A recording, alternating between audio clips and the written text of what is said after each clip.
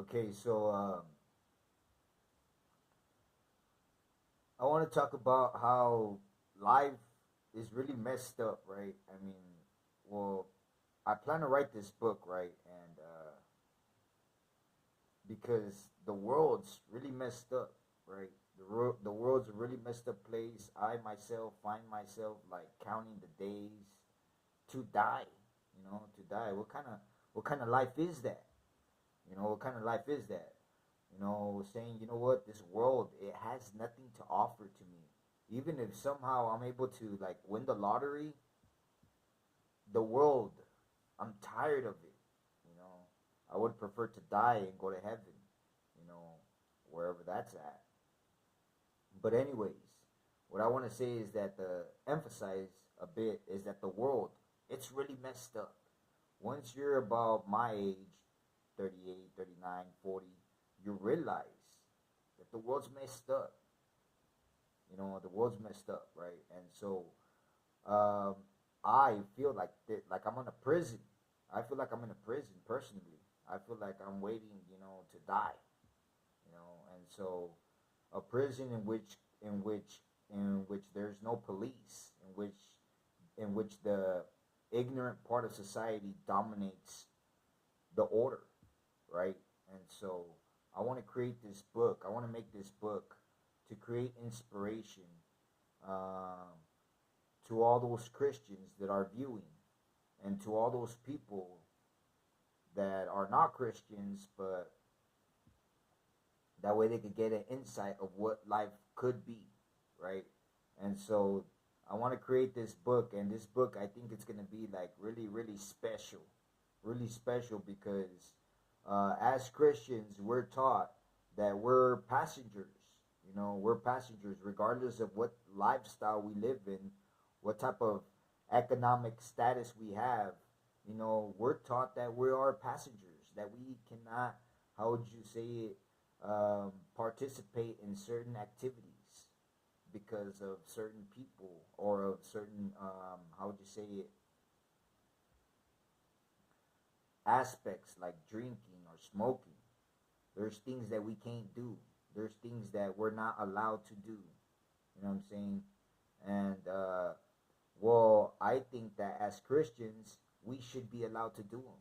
You know what I'm saying? Like, how would you say it? Uh,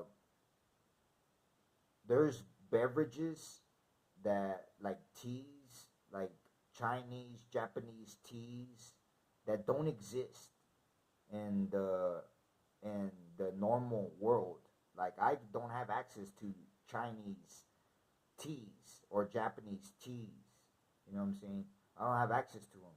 You know, but they should be accessible. You know, there's all types of stuff from the world that exists that we as Christians don't have access to, and so I think we should be allowed to. I think that we should be allowed to. I think that we should be allowed to enjoy life. You know, maybe not drink alcohol, maybe not smoke cigarettes, maybe not, how would you say it, live a chaotic life, but be able to feel this freedom without being scared, with being able to live life without being scared, on daily basis, you know, to feel a freedom, to feel a sense of security. You know what I'm saying? And so uh, we're taught as Christians that we're passengers, that we're here but a moment, and that we need to stay away from this type of lifestyle. Uh, and I'm not talking about the chaotic lifestyle. I'm talking about the feeling free. You know, we can't feel like that. We can't feel like that. We can't. We always have to. We always have to have this. How would you say it? Precaution towards society. This. How would you say it? This defensive mentality, because society is there waiting. The enemy is there waiting. To pull you, to draw you near to him, right? To convert you. And so we as passengers, as Christians, we don't enjoy life to the fullest, and that's very sad. You know, to live life and be like, well, me as a Christian, I have to live life defensively because the majority part of society are wicked, and so it's kind of messed up, you know, to see that people are living life with a certain sense of security that is out of reach for a Christian, unobtainable. You can't buy it. There's no way you can have it. You know what I'm saying? And so I think that's kind of messed up. You know what I'm saying? And so in this life, it's kind of messed up because in this life we're taught that we live life and we have to isolate in some type of manner, you know, from society and never have this sense of security, never have a complete sense of security. And so I want to create this book, and this book is about how a real Christian, how real Christians are able to obtain immortality on this earth and not have to die and go to heaven.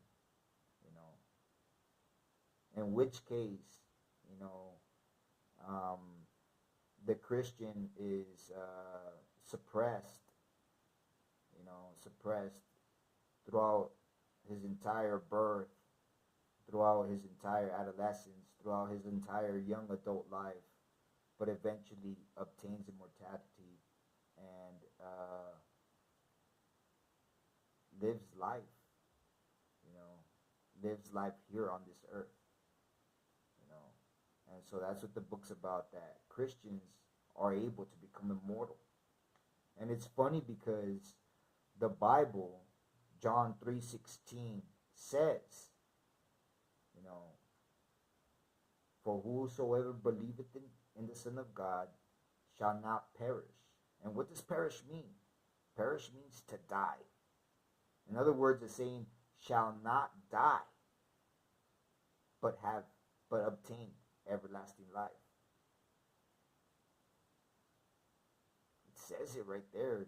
I don't know. I don't think the Bible is lying because those words, I mean, are simple and very basic. You know, if you believe in Jesus Christ, you obtain life. You obtain eternal life.